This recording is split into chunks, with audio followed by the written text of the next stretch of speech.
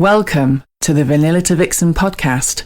This show contains adult content, so if you are under 18 or easily offended, please switch off now. Mr. and Mrs. N are not qualified relationship counsellors. This show is for entertainment purposes only. Now the disclaimer is out of the way, sit back, relax, and enjoy our journey from Vanilla to Vixen.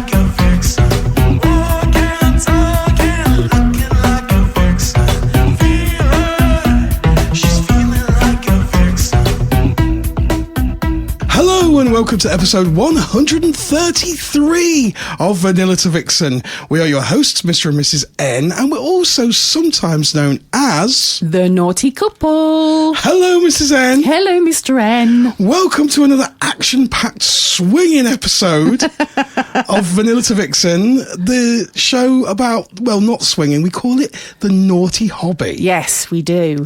And on this episode, we've got a few questions following on from an episode we had a couple of weeks ago where we had questions from people. We've had quite a few more questions sent in. Amazing. I love it when we get questions. So we've got a couple of questions. We've got things to talk about. We went to a special Valentine's event. We did. At the venue that we're holding our event at, which is all very confusing. So we're doing a hotel takeover in just over a week's time. Yes, it will be. It's a week today. It is literally a week today. It's a week today. Oh my word. Next Friday the 7th and Saturday the 8th of March, we are doing the Velvet Vixen. Yay. Hotel takeover in Bewdley, Worcestershire. It is beautiful. It's an absolutely beautiful town, beautiful hotel, and we've got the whole venue all to ourselves just for our private party. Yes, we're going to be telling you a little bit more about our Valentine's night that we went to. Yes, and what sort of things you could get up to if you toodled along to our event. Toodled. It's a great word. Great word. Meanwhile, we've been sent a little message. Rightio. Okay, so a little message for you. You know, like my little messages at the start of the show. I know you love your little messages. It's a little question. Does a hand job from a deaf person count as oral?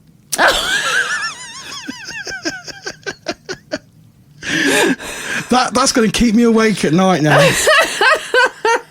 It's going to keep me awake at night. I don't know.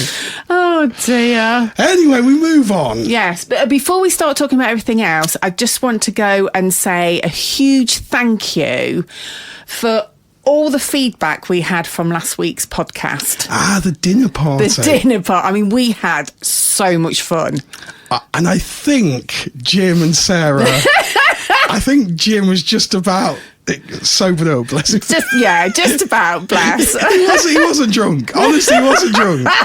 Swingers code. Yeah, absolutely swingers code. Bless him. He bought the most beautiful margarita mocktails. I know, because obviously for people that don't know us, we don't actually drink, do we? So he bought these mocktails. No, he didn't buy them. He made them. That's what I mean. He made them while he was there, didn't he? Yes. Bought the ingredients. Yes, we got... pineapple straws and little umbrellas and it was amazing. It was fab. And then he kind of loaded them for the people at the dinner party who did drink. And well, the effects kind of explained themselves on last week's podcast.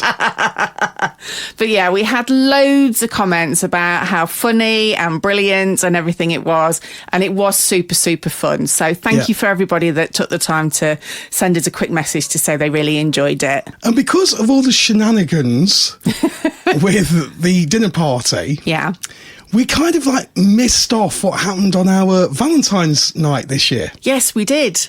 So we booked a place at a very special Valentine's night at the hotel where we're holding our event. Yes. And it was a very special naughty hobby event at the hotel. Can't mention the hotel for obvious reasons because it was quite a secret event. And it was Valentine's night and it was quite quiet, wasn't it? Fair to say. Yes. Because I don't think it was sort of massively advertised. So it was very exclusive that night. It was exclusive, but even though it was exclusive, it was a brilliant evening. It was wonderful. It was really good. And we met some amazing people. We did, which helped to make it a really good night. It just goes to show you don't need a huge number of people to still have a great time. Absolutely. And it taught us a lot about how the hotel is going to be set out for our event at V2V. Yeah, which is in a way, that's what we wanted. We wanted to go and have a look and sort of put our thoughts into, okay, for our night, what were we going to do? Because obviously it's going to be different. Yeah, totally. To the events that we hold at Libs because it's a completely different venue. Absolutely. And it's going to have a different vibe, different feel to it. So the whole ground floor of the hotel, we've got a bar and social area. Yes. And it's going to be no naughties. So if you want to come along and you've listened to us babble on for 130 odd hours, this is the best opportunity you will ever have. We don't know if we will ever do this again. No. So, and also as well, because it's a more exclusive venue, you're going to get a chance to speak to us more and spend more time with us. I mean, we're super excited about that, aren't we? Because obviously it is a different type of venue and the amount of people we can have at the venue is limited. Yeah, absolutely. It also means that we will have time to actually spend with people. Which is what we like. Yes, exactly. So, you know, if you've always wanted to either come to one of our events or spend a bit of time with myself and Mr. N chatting and anything else, this is your opportunity. And it's in Worcestershire, which is just kind of like southwest Midlands. Yes. So if you're down south, London area, it's easy to get to. And also West Midlands, brilliant to get to. East Midlands, just travel across. Just plan a road trip. Do like we do. Life is too short. You know, one thing that we have learned the last couple of years, life is too short and nobody lies on their deathbed, you know, going, oh, I wish I'd saved more money. Yes, exactly. You know, everybody lies on their deathbed going, I wish I'd probably done that, or, you know, I wish I bought that Harley Davidson. Or... Don't buy the Harley Davidson. Come to Velvet Vixens. You might already own a Harley Davidson. Well, this is true. Come to Velvet Vixens on the Harley Davidson then. That would be cool. Wouldn't it? I'll have a little wank looking at the... I'm not quite so much into my bikes, but yeah, you know, it's still a cool engine. I mean, one thing we have to sort of really put out there is this venue is just stunning. Yes. And when we went on the Valentine's night, as we drove up, it's got a beautiful driveway as you drive up to the big hotel. Yeah. And it's very peaceful. It looks like a mansion. It does look like a mansion, and the gardens are so pretty. You probably won't get to see much of them during the night, but there's lovely lights all hanging up in the trees, and it's just even just being outside, you just feel like you're a million miles away from anywhere, and it's just absolutely. All the staff understand what the naughty hobby is. We've got staff that are specially trained, brought in for the night. You cannot get more discreet and more secretive than this is going to be. Exactly. The doors will be shut at 9:30, so you've got to get to us before 9:30. The event is 8 o'clock until 1 a.m. in the morning. Yep.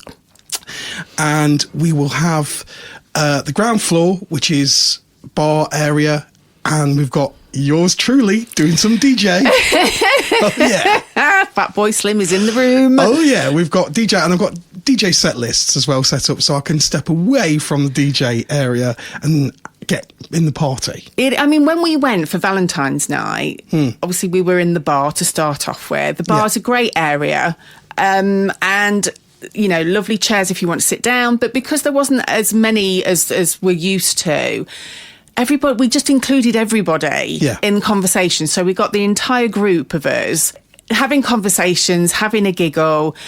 One couple had actually brought a game with them, hadn't they? which was naughty charades, Oh my goodness me. which I believe has been donated to the hotel. I think it has. So you never know, we may get to pay naughty charades at Velvet Vixens. It was really good. It was brilliant fun. It was really good fun. We had super giggles, some embarrassing ones that you had to do in front of people, but that was part of the enjoyment. And we were dancing to a Spotify playlist in the disco room. We were. So it is going to be different because obviously Mr. N's going to be We've got spinning proper, his yeah, we've got discs. proper DJ set list for Velvet Vixens. proper playlist. If you don't want Saturday Night by Wigfield, you're going to have to email me and let me know. So if you want naughty, sexy songs and you're attending, let me know. We will get it on the playlist. No Wigfield in sight. What I really liked about it is that ground floor is very vanilla. It's ideal for a social. Oh, absolutely perfect for a social. So we've got the whole ground floor, which is just going to be a social area. So if this is something that you've really wanted to try, now is the time. Like I said, you don't know. We might never, ever do this again. I mean, we do get a lot of people that say sometimes they feel intimidated at the thought of going to a club. Yeah. If that's how you feel, this is the venue for you. Yeah. All you have to do, get your name on the guest list, bring a form of identification with you. We're checking everyone out, so everyone's going to be 100% safe. We are, making sure that everyone is who they say they are. Once you're inside, you can be as discreet as you want to be. You can be anybody you want to be once you're inside. You need give out your real name, but obviously we do need a form of identification because it's at a British hotel, and so we need a form of identification just for the event. Exactly. Yeah. So if it's the sort of thing that where you just want to come along and you just want to socialise And dance. And eat, The buffet. don't forget the buffet, then really this is going to be the best night for you to do it. Yeah. Isn't and it? We've got the hotel, I was going to say we've got a hot tub, but we're not taking an inflatable hot tub. No, we're not. The hotel's got a really nice hot tub area outside. Yes. And it's got lockers and towels will be Towels are supplied. provided, yeah. So if you just want to kind of go that extra little bit and just kind of go in the hot tub, you can go in the hot tub naked because it's all screened off. We've made sure of that. So you can go in the hot tub if you want to. Outdoor hot tub, really sexy. Very sexy. Or if you want to experiment with our naughty playrooms. So we've hired the whole hotel and we've got all the rooms down in the basement. Yes. Every single one, which is going to be our private rooms. So if you want to go into the playrooms, then you can, because they're our rooms for that night. So you can just go in there with your partner. There's no expectations, there's no pressure for anyone to swap or do anything like that. You can just go in there and enjoy a really sexy atmosphere together. And it is incredibly sexy. And Mr. N and myself, we did go down to the playrooms, didn't we, on Valentine's night? With a real stone dungeon. I know. There is one thing that I will say, guys. If you are coming along and you are planning on playing, you have to remember this is a very old building. It's authentic. It's very authentic. Downstairs, not all the rooms have carpet. It's a proper stone dungeon. It's a proper stone dungeon. So if you don't want cold tootsies, bring some slippers. Slippers or sliders. Yep, bring Mickey Mouse, Donald Duck slippers. Teenage Mutant Ninja Turtle slippers. Don't even go there. No, don't do that, because that will lose the sexiness. Exactly. But it is a top tip because your feet can get a little bit chilly. Yeah, bring some sliders, bring some slippers if you come in and attending. If you want to attend, if you want to speak to us, send us a message, send us an email.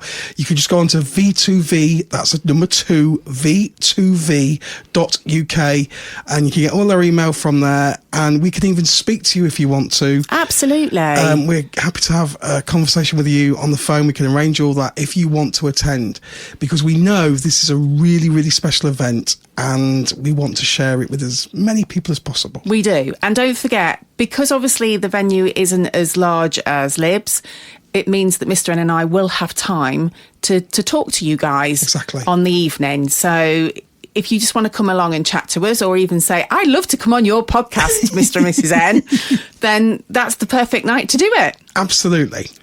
So now it's on to the main part of the show. Yes. Which is our beautiful listeners, as You are the show, really. We just sit here and talk shit. But you make the events, you make the things that we talk about. So there you go. I'm going to start with the first one. This was sent in by email, so I'm just going to call them Mr. and Mrs. S. Okay. It's kind of a question, this is. Right. So it says, Dear Mr. and Mrs. N, recently we met a couple at a club after a social. We chatted at the social, went to the club afterwards. They were attractive and we all seemed to be getting on really well together. We were chatting in the bar and then we moved to the dance floor. Having had a drink, the lady of the couple got approached by another lady, and next thing you know, they're all kissing on the dance floor and are basically ignoring us, and off they went. We're just wondering whether this is common and a good way to say you're not interested in a couple. I know everyone has the right to choose and all, but this feels like a big old punch in the gut, and that is Mr. and Mrs. S. Oh, it is a good one. It is. It's a tricky one. And obviously they feel kind of a little bit discarded, don't they? They met at the social, off they went to the club. They, things were obviously getting a bit sexy on the dance floor, and then all of a sudden the couple kind of wander off. Yeah. But it's not a date, is it? No, exactly. And I think sometimes this is where people mistake it for that kind of thing. Yeah. And it's very, very difficult not to take these things personally. Yes. It's human nature. Yeah. It's how we behave. It's what we do. But the very nature of the naughty hobby is casual. Yes. So, I mean, we've had friends in the lifestyle that we've known for years and years, and we don't know if they're attracted to us, and we've never played with them and never approached them. It's just never happened. Yeah. Because it's so casual that it can just be a social thing. Yeah, absolutely. So as far as that other couple were concerned, it could have been that they just really liked you socially, as a friend. I'm not going to go into the friend zone. But, it probably just didn't click and didn't happen for them. Yeah. So I know when it's all brand new and you're kind of getting in, you're thinking, oh, well, this could be it, this could be it. And we always say, go with no expectations. Absolutely. That is the top thing to remember. Yeah. And obviously, when you've clicked with this couple, so your expectations are building. Yes. So I suppose the key is, unless you actually ask, kind of, well, would you like to move to a playroom, or, shall we go in the jacuzzi or something like that? Keep those zero expectations. Definitely. Don't assume that just because you're getting on well and you're having a good time, that it's then going to follow on to anything other. Exactly. Yeah. Obviously, it would have been nice for the other couple probably to just say, we're going off to the playroom now. But if they felt a little bit awkward and weren't in that kind of play zone with Mr. and Mrs. S, who messaged into us, then that was probably their way of kind of just slipping off. Yeah, exactly. I know it's harsh, but sometimes it does work like that in clubs. Yeah. Which is why we say clubs are better and easier than private meets. Absolutely, because if you do meet somebody, even if you get on socially with them, you might not feel sexually attracted to them. Absolutely. It's easier to sort of go off and do your own thing if you need to. Yes. So, yeah, definitely very difficult one, but don't go with any expectations unless you've actually had that conversation with somebody that you want to take it to the next stage. Yeah. It's a social. I know it's really hard, but you have to put yourself in a position of if a couple you were chatting to, but you really didn't kind of fancy sexually, you two would probably want to just kind of slip away and just be as discreet as possible. There's no reason to announce it, and for them to say, I'm ever so sorry, we don't particularly fancy you in that way, that could be really awkward as well. So sometimes just slipping away and doing your own thing is as kind a way, I think, probably, as actually telling people direct. Yeah, absolutely. Not everybody is everybody's cup of tea. Yeah. But there is sometimes always somebody out there for somebody else. Absolutely. Yes. Shall we do another message? Oh, go on then. Okay. This is from a single gentleman called GH. Okay. Email again, sent in by email. Because you can message us on Fab Swingers or Twitter X with Elon. Oh, gosh. He's busy now running America, so. Moving on. Okay. Hey, Mr. and Mrs. N, I'm a single guy, 33 years old. There you go, he's in the prime of his life, Mrs. N. I've been listening to your podcast since the very beginning. Wow. He was probably only about 12. No, you've got to be 18 to listen to it. Okay, I've been listening to your podcast since the very beginning. It was my first introduction into the real life naughty hobby. I plucked up courage and wrote out my Fab Swingers profile. I uploaded photos, avoiding all the seedy cock photos while sitting on the toilet, etc. Well done. He really has listened to all the episodes. I've had a few meets, but can't seem to come away from it. I mainly go on to Fab Swingers for a pervert the pics. We all do. Everybody does that. Being a single guy on Fab is almost impossible. It's hard to stand out from the thousands of others, but I can't seem to stay away from it. It seems every spare minute I have, I'm checking who's in the area. Or, you know, when you can click on Fab Swingers. Who's nearby. Who's near. Yeah. On Fab Swingers and see who's nearby. I rarely reach out, so don't understand why I do it. Not sure if I'm addicted to sex, maybe, or the thrill of the chase. I'm not sure. I wanted to ask your opinion. Great podcast. Please keep up the work. Oh, GH. bless you. In all seriousness, the naughty hobby, and obviously people do become addicted to sex. Yeah. I mean, obviously GH, bless him, is not getting that far. No. But it is very addictive. And so I think what you have to ask yourself is, well, is it impacting your life? Yeah. Because there's nothing wrong with looking at Fab all the time if you're bored and just passing the time. We can all do that. But once it starts impacting your life in a negative way and you feel that you probably have probably not an addiction, but probably just a habit. It can be a habit, can't it? It can be a habit. So you just break that habit. If you feel that you're not getting enjoyment out of it and you just feel that you're doing it all the time, then break the habit and look at something else. Download a game on your phone. Candy Crush. Do people still play that? I still play Candy Crush. I don't know. Actually, well, it's not Candy Crush. It's called Toon Blast is the one that I play. I'm more into my sim races with my rig and everything else. So, I know. There you go. In seriousness, you know, if it's impacting your life in a negative way, then obviously there's plenty of things online, plenty of services online that you can go to for addictions, things like that. If you seriously think you do have an addiction, something like that. But to be honest, it just sounds like you're just, you know, passing the time. It sounds like it. I mean, Fab can be very frustrating. Yeah. I think, especially for the single guys, because the amount of single guys that are on there compared probably to the single ladies or the couples. And I think more and more single ladies now are using Fab and other social media. Yeah, there are other social media sites. I mean, as we said before, the naughty hobby's kind of blown up. There's so many people now involved and just casually enjoying the naughty hobby. Yeah. That more and more people are going to socials, they're going to clubs, and it seems to be that these are the social hub. Yeah. Rather than probably like a few years ago, and you look at sites like Swinging Heaven, where people would actually seek private meets, weren't they, at people's houses and such like. Whereas now people realise, especially single ladies, realise it's safer and it's more fun to go to a club. It is, but people have to remember, just because you go to a club doesn't mean that you are expected to have sex. Absolutely not. But then those people are then using Fab Swingers and, you know, Swing Hub and Spicy Match, sort of places like that, or sites like that, just to keep in touch with people. It is. It's about making connections, isn't it? And it's a nice, discreet way of keeping in touch. Or you could use our Discord. You could. Which is totally free.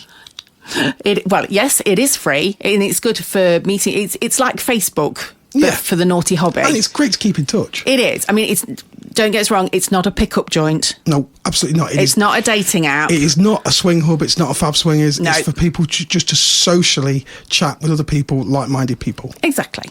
Thank you, GH, for sending that email in. It is. Hopefully that has helped a little bit. Now, I have a message. Okay. This came in via email, and it's from husband and KT on Fab. On Fab? Yes. Right. The letters K and T.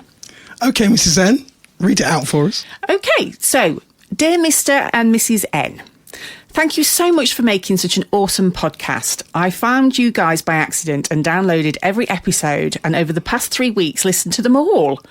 I'm a lone worker and I do 12-hour shifts, so I have an abundance of time to listen. Is that husband or Katie? I'm not sure. I imagine his husband. Possibly. I have enjoyed you both immensely, and please keep going. Newbies and the fearful that want to enter this realm of fun and debauchery so badly need the experienced such as yourselves to take their hand and tell them not to be worried or scared, and help lead them on to this world of non-monogamy, helping them find where to start from, pointing out the signposts, and with them having the courage to be open-minded and be daring enough within their own limits, and having a great people such as yourselves covering their backs to venture into the naughty hobby safely and at their own comfortable pace. They will hopefully have the time of their lives. That's what it's about. And we do have people's backs. Absolutely. This is the whole point of us doing it. And it's not just non-monogamy. I'm going to just sort of say this right now. People have been in this naughty hobby for years and years and years and never swapped. Yeah. So you can just experiment sexually and have fun with your partner in other places, like a naughty hotel. Exactly. But it's also about having that freedom. You feel free, but you feel safe. Liberated. Liberated. We like that. The message goes on to say, myself and my wife didn't have a clue where to start when we first had the interest in non-monogamy, and could have easily jumped in at the deep end and been overwhelmed and frightened off for life. And I think it's so important that there's people like yourselves out there to guide and advise and show them what it's all about. So thank you so much for all your hard work. We had watched some TV shows, and I won't mention the names as I'll probably only upset Mrs. N. Can I put my hand up? I know what that's going to be. That's going to be that shitty open house on Channel 4. Yeah, with one in particular. But open house on Channel 4 is shit. But no one ever tells you how to actually get yourself started in these non-monogamy things, do they? No, because on Open House, it's just purely for entertainment. There's no advice, although they have a sex expert, supposedly. But there's no indication of how you can experiment yourself or play or anything like that. Carry on, Mrs. N. Sorry, I'm getting on my soapbox. You're on your soapbox, darling. We watched with interest and the hope of that, but also ended up with some self-doubt caused by the show too. You see, they can be dangerous. Yeah. Not always a good thing. We don't look like models. We aren't content creators. We'd probably be hard pressed to get someone to look at that for free, let alone pay to see it. Bless them. We definitely don't resemble potential Love Island contestants. Neither do we. No. I'll tell you now, we are not Love Island people. Definitely not. He says, I'm 46 and the wife is 36, and both of us could probably fare better entering into a Shaped Like a Barrel competition, oh bless you, than ever make it in that perceived world we saw on TV.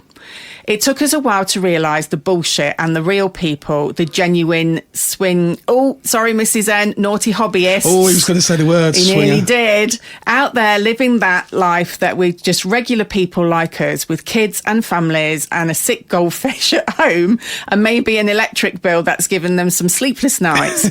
Real, not some pretending to have been angelic. Clown couple trying to fool others that they are new to the world of sex, and yet they've been regularly vomiting content up on OnlyFans for months, etc. I like this. I'm enjoying this letter. I think you guys help immensely. However, with breaking that illusion for others and showing us that regular people like ourselves are out there doing this, and it's not some televised crap, it's real people and real connections just doing what they love with the people they love and care for, just for the sheer hell and fun of it, not for likes, subscriptions or monetary gain. But because of your true love for the world you are living in, and for that you should be very proud. All the best. Keep the shows coming. Husband and KT. Thank you so much for that. That's beautiful. It is beautiful. However, that's not necessarily the end of his letter. Blimey. It's a good job his email. If it was on paper, it would be half a tree. So he has actually sent on to explain how him and his wife got into the naughty hobby. Is it naughty? It's a bit sexy. Really? Yeah. Do you fancy hearing it? Well, that's a stupid question now, isn't it? You're going to have to... Every listener listener now is going, please, Mr. N, say yes. Please, Mr. N, say yes. I would just point out that husband has mentioned that it is a bit of a War and Peace. Is it War and Peace, or is it more 50 Shades of Grey? Volumes 1 to 50. Yes, I was going to say one. However, you know me, I love hearing people's stories and how they got into the naughty hobby. That's usually the very first thing that I always ask somebody. So I think we need to bear with this one because it's going to be good. Okay?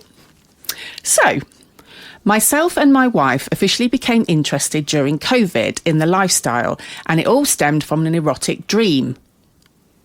Okay, that's a good start. Yeah. My dream was incredibly vivid and consisted of it being around my birthday. In my dream, she'd asked me what I wanted, and I told her in jest I wanted a video of her giving a blowjob. She had laughed it off, and for reasons unknown to me, I had told her that she also had a hall pass to do it if the opportunity arose. Oh, okay. I have absolutely no idea why. Fast forward the dream to my birthday. She comes home proud of herself and presents me with a video on her mobile phone of her performing the act on the stranger that had clearly filmed it on her phone for her. Bloody hell, is this real?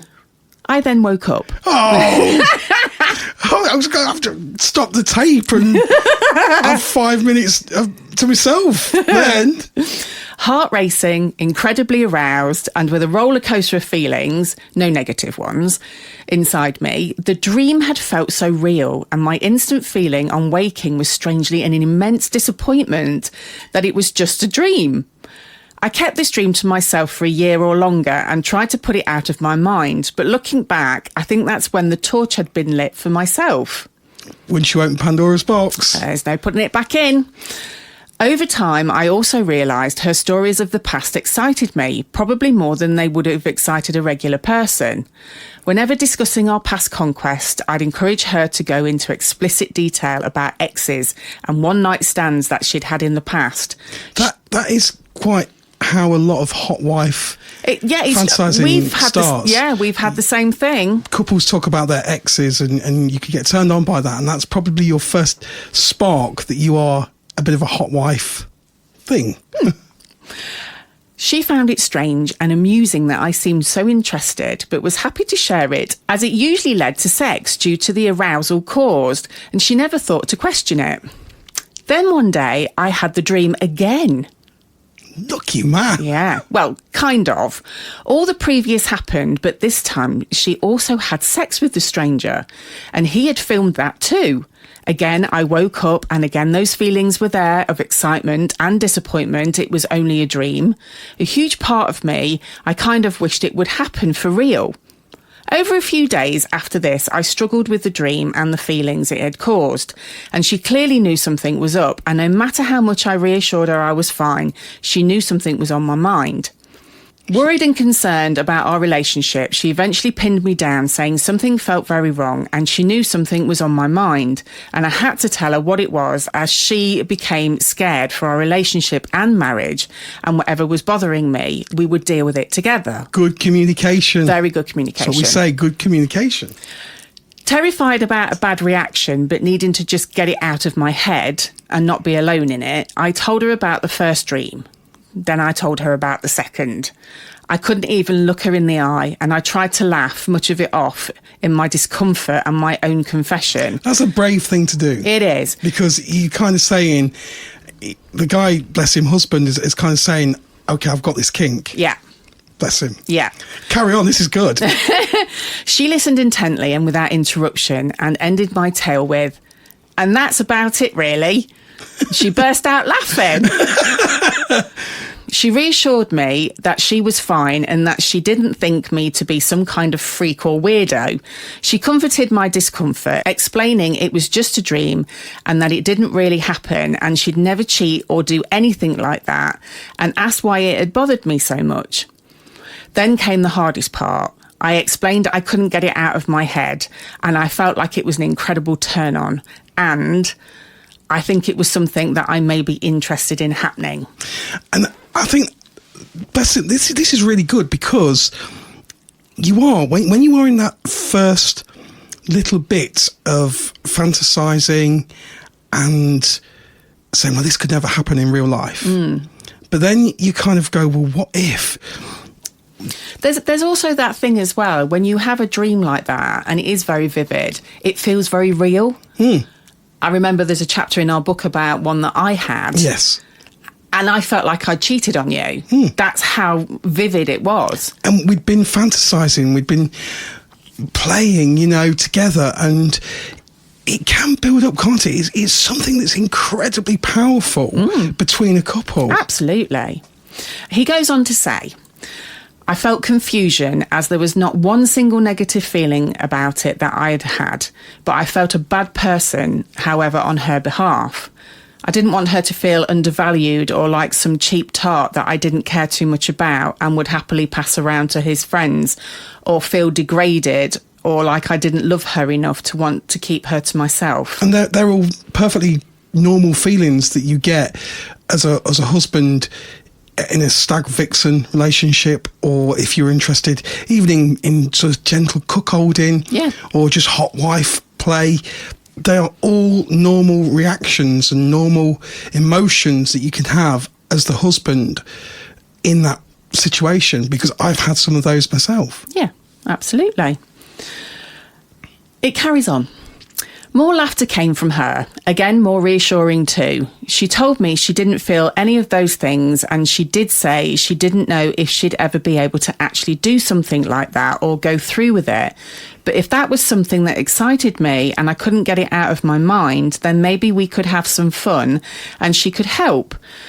She suggested role-playing. She'd had quite an adventurous past compared to myself, and you could say she'd been pretty promiscuous, and she told me there were a lot more stories I'd not heard yet. KT sounds bloody wonderful. And she'd happily share them if that would help too, and she'd tell me every gory detail if that was something I'd like. She also, after a moment of silent thought, suggested we look into, and she's not saying yes, not saying no, but was saying she'd keep an open mind and was making no promises that this would take us anywhere. But we would read stuff on the internet and talk more on it, and maybe that would be enough, or my thoughts would fade in time. But she didn't want us to rush in full speed ahead and go too far too soon, and we should be cautious. You cannot unfuck someone, which is very true. That's very good. I like that. I'm going to use that again. You cannot unfuck someone. But I have to say, I'm impressed with Katie, because her attitude towards it is amazing. Absolutely. She's been very supportive. She's listening. Very, very sensible as a couple. Very sensible. It goes on to say, I've got to say, amongst my relief, there was some mild feeling of being disheartened and feeling that it would never actually happen for real, but I kept that to myself. I felt so much relief that this thing I had kept to myself for so long was no longer something I was dealing with alone. It was liberating.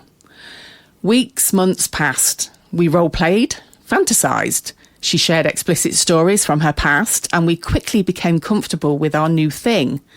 Then one evening, things changed again. Oh, I'm into this now. Cliffhanger. She'd been at work and had nothing to do all day. She'd been sexting me most of the afternoon and teasing me about one of her work colleagues. The guy always checks her out. She's curvy and busty, and she's frequently called him out on looking at her chest. She went into a fantasy involving him via text to me, culminating in hiking her skirt up and him bending her over her desk and fucking her. Oh my God. It turned her on so much she had to go to the bathroom and bring herself off. And she sent me a video to show me, and I was at home solid as a rock doing the same. It was becoming a huge turn on for both of us. On a side note, whenever this kind of thing happened, often afterwards, one or both of us would feel the need to reassure the other. It was like we'd gotten some sort of post-nut guilt or something. You do. You do. We It's true. did exactly the same thing. Yeah, absolutely. And it took a long time for that to stop happening and to turn into giggly, relaxed, well, that was fun moment afterwards instead. Getting home, she seemed a little shy about the earlier sexting, and later in bed suggested we join some websites to explore more and maybe interact with others. I'd already joined Reddit and many of the subreddits on hot wifing, cuckolding, swinging, etc. Oh, we've not experimented with that. We've not tried that one, have we? No, we've not. Reddit. We'll have to have a look. As soon as this is finished, I'm going to go straight onto Reddit. And as we browsed, we found one called Hot Wife Challenges. We joined, and she bravely requested some beginner challenges. These mostly involved posting photo proof of having completed the challenges put forward by complete strangers. Ooh, that sounds interesting. Hot wife challenges. I like that. The following day, she did what she dared to do and showed off her boobs, posted a requested lingerie pic, took a selfie outside exposing her boobs. There were quite a few, and I'm sure you get the idea. No, send them in. I need to see these things. One weekend, after a talk about trying more things, we uploaded some X-rated pics to X-Hamster, and she began chatting and flirting with guys on there, as well as Reddit. We were testing the water. You see, I wouldn't recommend X-Hamster for that kind of thing, because it is a porn site. It is a porn so site. So you're going to get, more single guys looking at porn. Probably not the best for the naughty hobby, but this is good. Carry on. So we were testing the water, seeing if the green-eyed monster was going to pop up somewhere. To our surprise, it just excited us more, and it was now exciting us both equally. She's a BBW, and it took a lot of confidence and bravery to post her pics online, and she was shocked how many loved them and how she hadn't had a single negative comment from anyone. In fact, people just seemed to want even more, and this encouraged her massively, and she felt very much accepted for being a large girl among the lovers or wives of the hot wives and the married women, etc. I bought her a love toy, and we both knew when I ordered it that anyone could control it from an app. Oh, it's one of them. Yeah, sex toys. Very good. Yeah, if she let them. And when it arrived, we discussed offering to let someone do this at some point on Reddit. One day, she did just that. One Saturday, when I was at work, with my knowledge, she played and sent the guy controlling it voice notes and little videos of herself during its use, and she had her very first stranger-induced orgasm since marriage. Oh, my God. I remember you doing that, Mrs. N. I know. You masturbated once on cam. I did. I remember it. She actually went on to let the same guy control it a few times over the space of a couple of months. And they, of course, escalated into heavy, dirty chat as time went on, and both playing and getting one another off quite a few times. Whenever she had played, she would share the pics and videos with me and showed me the chats, and it was delightfully exciting. And a number of times I'd not been there at all when she did it. Now, almost a year on from my confession, we were on one of those long drives in the car. You know the type where you can have some really good, deep conversations and don't have to look at the person in the eye if it gets awkward and can casually stare out of the window instead. The car's a good place to talk. It is. Well, we eventually ran out of vanilla convo and we moved on to the fantasy, the Reddit fun we'd been having, and Mrs. wasn't shy to admit that the so-called fantasy that I'd had was no longer just my own, and agreed it was equally shared, and then dropped a bombshell I hadn't expected yet. She's about to open Pandora's box. I can feel it. Let's make a profile on that swinging site and see what happens. Big step. Mr. and Mrs. N, I was stunned. If we hadn't been already driving for 2 hours and almost had reached the beach, I'd have turned the car round there and then. Excitement and a tinge of fear coursed through me. Are you sure? Yes, came the reply. Well, go on then. We don't have to rush into anything and just see what happens. You have a deal, I told her. A big part of me tempted to jump out of the car right there on the motorway and run back home to get started on the profile.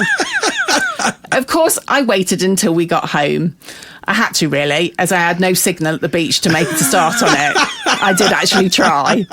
But we made a profile, went home, uploaded a few pics, wrote a 12-chapter bio on what we wanted and who we were looking for. This guy's revved up.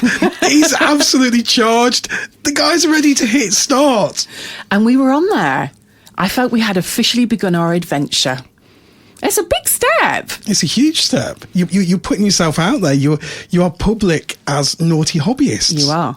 In our first 30 minutes of Fab, we had over 200 views and 20 messages. It fast became clear why. We were fresh meat, easy prey, newbies for senders of one word and minimal messaging. And the hot wife, if they've written that they're a hot wife couple, that is like, you have literally signalled to the whole world. Do you remember the Lynx advert years ago? Yes. Where all the women? Yeah. That just surged. They came in their floods, didn't they? This is what happens. Yeah, thousands and thousands of guys will come in for a hot wife couple. Carry on. This is great. By the end of the day, over 900 views and probably around 60 messages received. Welcome to my world, lovely. Not a single one with anything of interest inside, and we felt kind of deflated. Over the space of a year, the closest we got to a meet was getting ghosted 4 times and getting catfish once. We even got ghosted by somebody the wife knew from her past that we found on there. We felt utterly demoralised and deflated and mostly blamed ourselves. We were the uneducated, fumbling around in the dark, like a blind man trying to pick out his favourite porno. What was wrong with us? Were our standards too high? Are our needs unobtainable? Were we dreamers asking the impossible? The frustration at a simple fact of opening a message and reading, "Meet now?" from bare and faceless profile made us begin to question was this really for us? At least he got meat now, not do you want to fuck? Is this normal? Is this the best we can hope for? In our first year on Fab, I also struggled with our pigeonhole.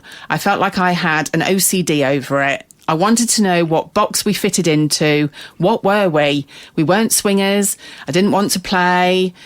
I wasn't in the offering. I just wanted to share my wife with a guy and observe her play. I was a voyeur, and she was definitely discovering she was an exhibitionist. What were we as a couple? We weren't a cuckold couple. Was she a hot wife? A vixen? I felt completely lost. We didn't want an alpha male stuff, humiliation or any dom sub attitudes. Where did we fit in? We felt kind of lost in our identity and eventually settled on stag and vixen being the closest dynamic to what we felt we were. Crazy, but we felt we had to find our category we belonged in and felt in a small way like intruders in the swingers collective. So many people have said that to us. No matter what your kink is, so many people have said to us, I didn't feel like I belonged. Yeah. And then you go to an event or a club or wherever, and you suddenly realise it's almost like the Freddie Mercury film. If you've seen the Freddie Mercury Queen film, when he said Queen are for the misfits. Yes. We're a bunch of misfits. That's right, yes. And this is what this naughty hobby is. We're a bunch of pervy misfits. The wife didn't want to go to clubs. I wasn't playing. I wasn't taking my kit off. No point going in a club. And with our dynamic, if pants off fun only happens away from me in the back room, well, in the delicate words of my wife, there's no way we're going to a club and you're sitting in the bar while I'm off to get screwed by God knows who. After a year and 3 months on Fab, we were finally saved. I call him M. Ooh. Oh, yeah, I can see Mrs. Ensley now. I'm intrigued. We had a message so well written, it was almost orgasmic. He had experience, wasn't pushy, his experience was within our dynamic, and he'd had just lost his regular play couple who had stepped back to try for a baby. He was relaxed, not pushy, and well, perfect. We had our first meet with him at our home. Mrs. dressed up in her lingerie. She welcomed him into our home and we were both so nervous. It was insane. As an icebreaker, she had popped her lush. What does this mean? Let me say that again. As an icebreaker, she had popped her lush in and sat on the sofa next to him as he controlled it in the living room while he stroked her leg and I observed very comfortably. She teased and dared him to make her want to take him upstairs as he controlled it. 5 minutes later, she's leading him to the bedroom by the hand and we were off to the races. After some more play with the lush, laying next to her on the bed, he goes down on her for over half an hour. She then tells him to strip and gives him head, and then they proceed to have sex in various positions while I look on, take photos and film video. Then amazingly, after their first play, the first thing she asks him, "Are you able to go again?" Usually after a bit of recovery. I would say she's enjoying herself. Yeah. That torch I mentioned earlier had lit the biggest fucking fire I think I've ever seen. Throughout the first play, she constantly made eye contact with me, silently mouthed, "Are you okay?" on more than one occasion. This is like our first. I know it is.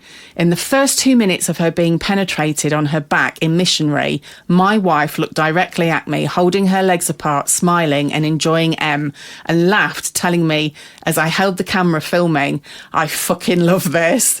She ensured when she went down on him, I managed to get plenty of footage. I bet that footage was shaky. The wanted thing that started all of this, realised fantasy, finally it was captured on film, just like the dream had been about.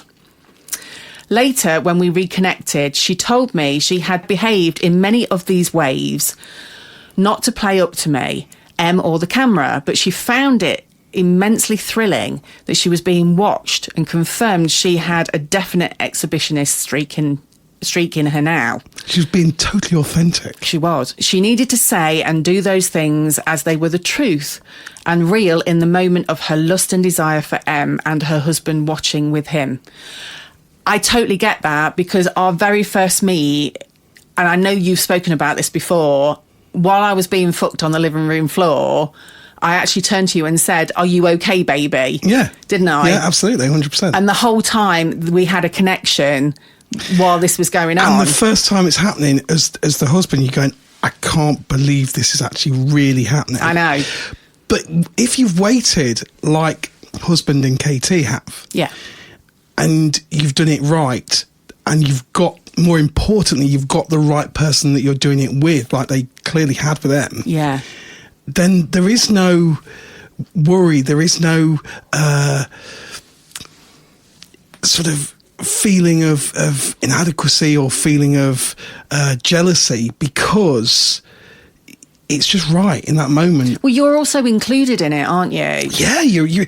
The husband is a huge part of it, even though you're not actually having sex, because they're there. They are. If they're filming, that's your job. You're capturing that moment. Yeah. It's very sexy. This is brilliantly described. Em and her did also go to second round 2.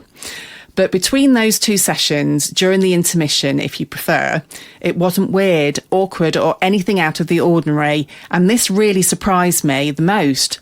We could have just been old friends, the 3 of us, just sitting around a table in Costa, having a catch-up, chatting. Did they do this in Costa? Instead of myself and Katie in the bedroom with a naked guy lying on my bed, catching his breath so he could fuck my wife for a second time.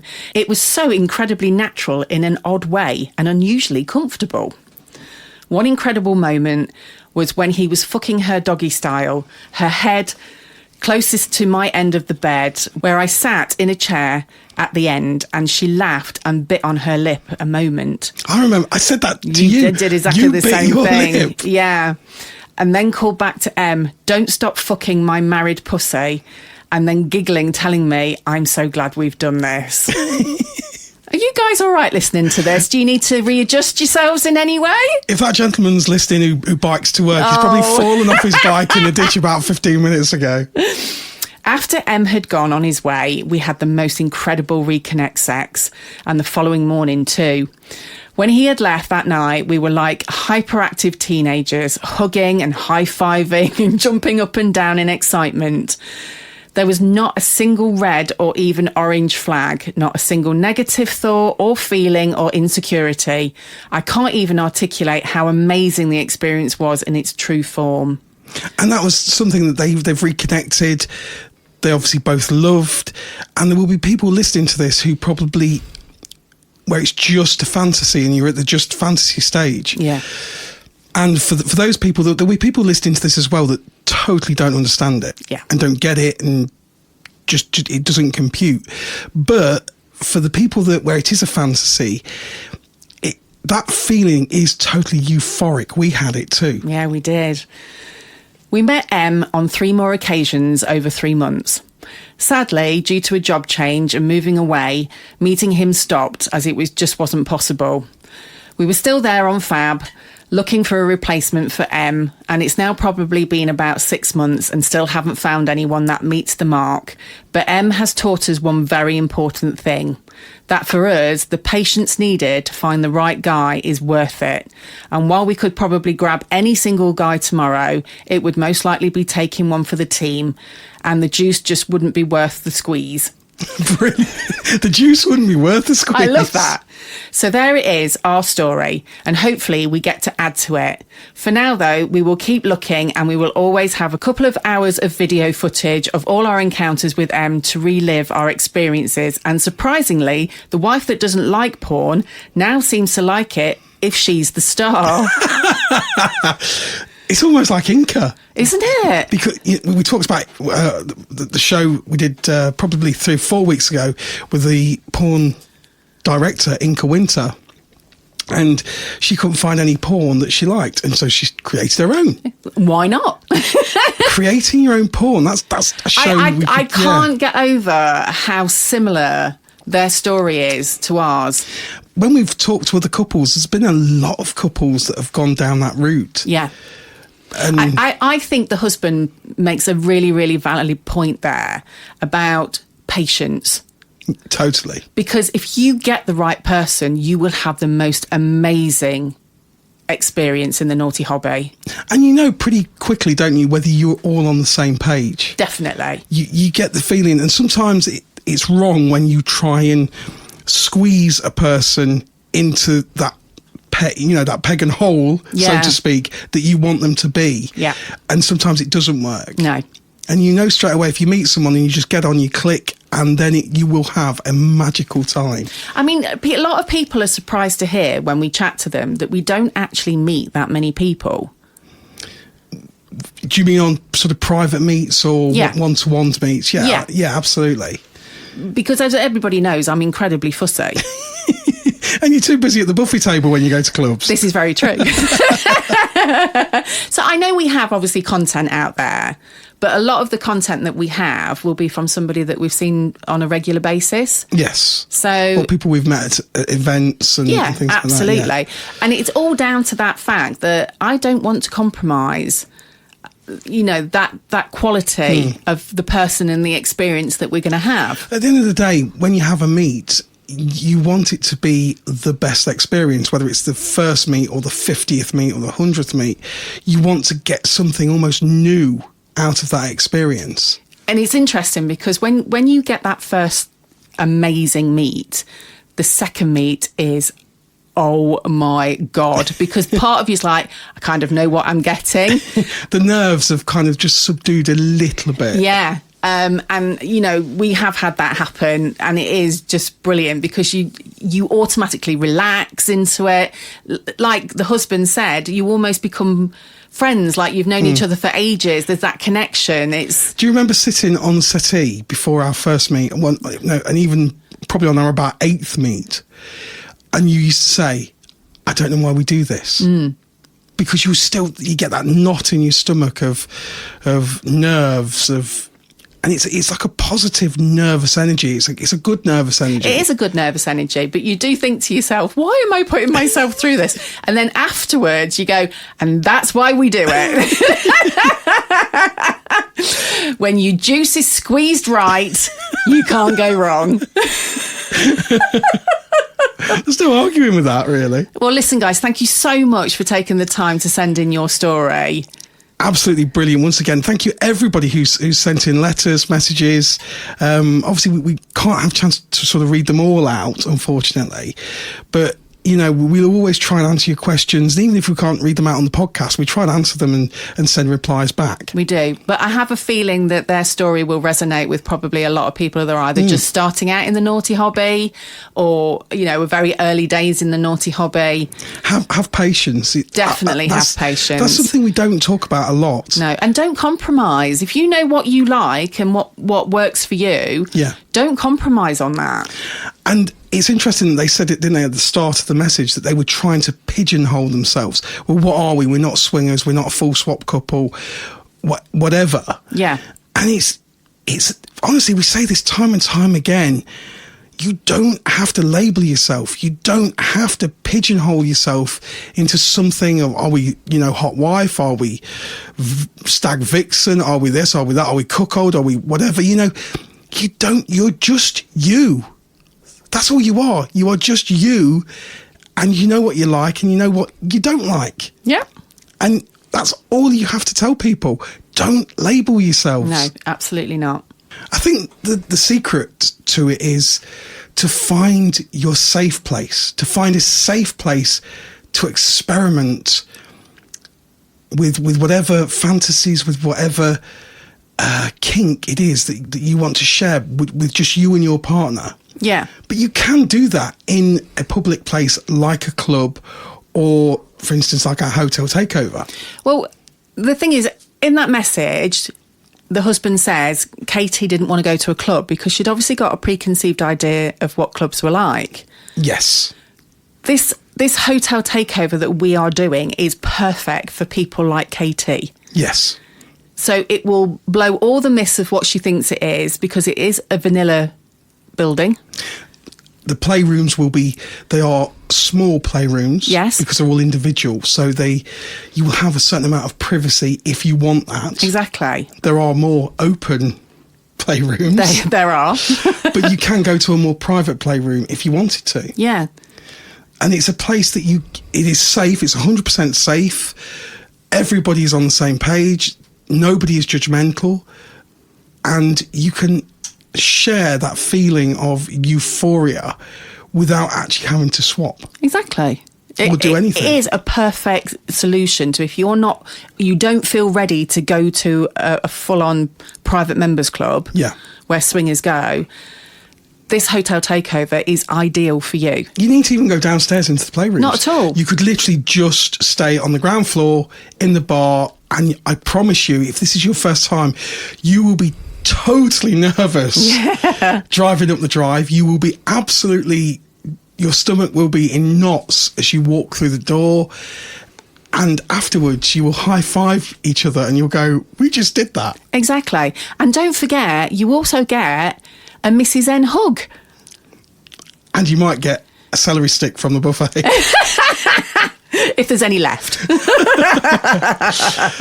And remember, we have two separate events. We have Friday the 7th of March and Saturday the 8th of March at the hotel in Bewdley, Worcestershire, where Friday the 7th, we've got single ladies, couples, and some very, very carefully selected, very understanding single gentlemen who totally understand the naughty hobby.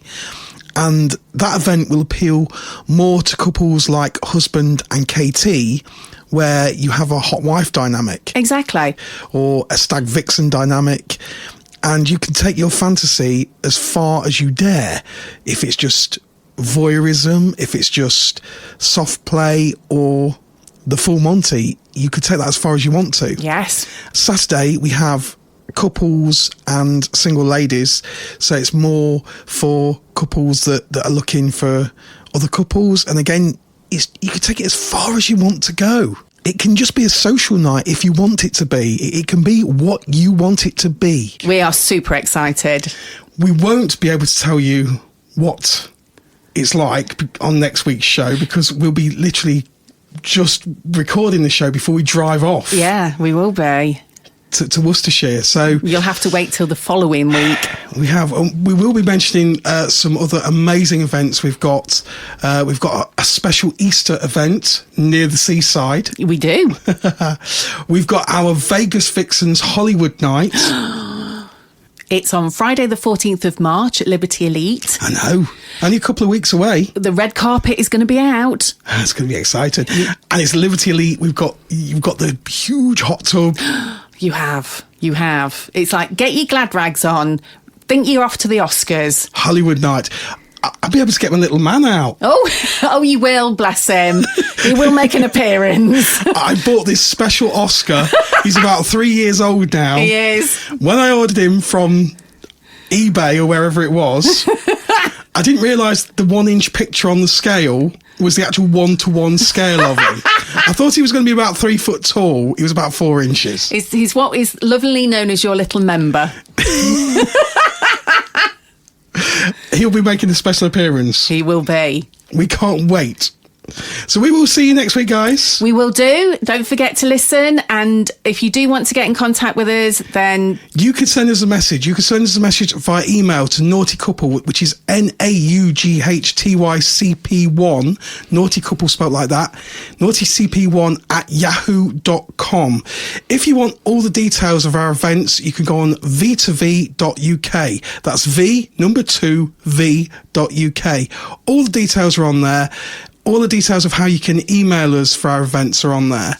And you only live once. So if you fancy it, give us a shout. Friday the 7th and Saturday the 8th of March, it's the Hotel Takeover. We'll see you next week, guys. Take care. Bye-bye.